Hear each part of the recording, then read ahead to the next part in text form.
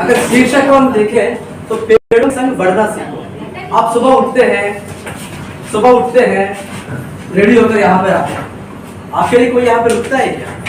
नहीं ना, सब अपना समय समय पर चलता रहता है। इसी प्रकार आगे हमको बढ़ना चाहिए, वो भी कैसे?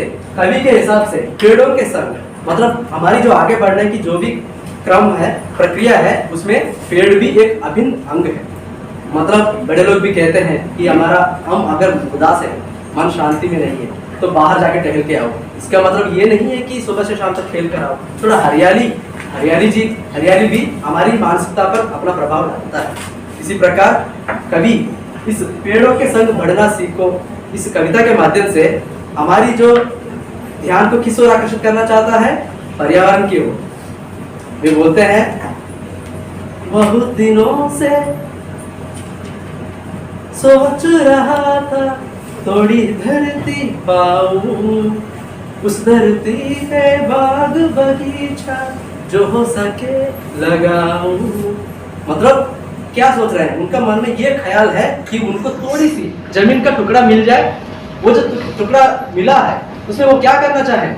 वो चाहते हैं कि उस पे एक सुंदर सी बाग बगीचा लगाए और जो हो सके वो लगाएंगे। क्या हो सकता है? वही फूल फल सब। अगली पंक्ति में कहते हैं कि खिले फूल पर चिड़िया बोले, प्यारी खुशबू डोले, ताजी हवा जलाशय में अपना अंग भिगोले। इस पंक्ति के द्वारा वे ये समझाना चाहते हैं कि बाग बगीचा तो लगा लिया, उसके ऊपर उसमें क्या है? फूल फल खिल रहे हैं।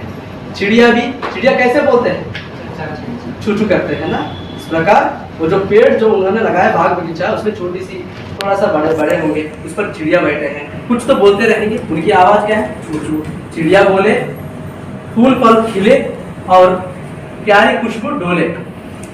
उसके बाद ये कहते हैं कि बाग बगीचा से जो ताजी हवा निकल रहा है वो उसके आसपास की जो जलाशय है उसको छू कर निकल रहा है।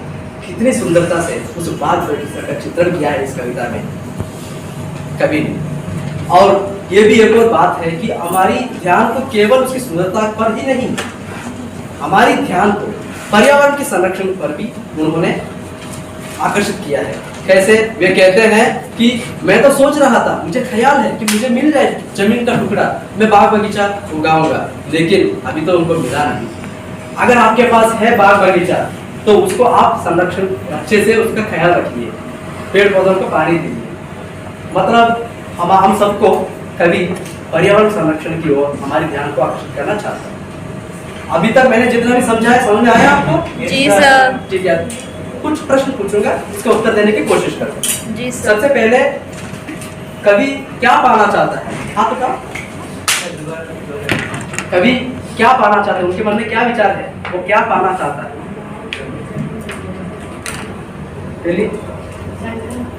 जमीन, बिल्कुल सही बैठा। वो जमीन मिलने के बाद उस पे वो क्या करना चाहता है? ज्योति, एक बाग बनाना चाहते हैं। बिल्कुल सही बैठा। कवि इस कविता के माध्यम से हमको किस ओर प्रेरित करना चाहता है? प्रदीप, पर्यावरण संरक्षण, बिल्कुल सही बैठा। ठीक है बच्चे, बाकी कविता हम कल पढ़ेंगे। ठीक है? जी सर।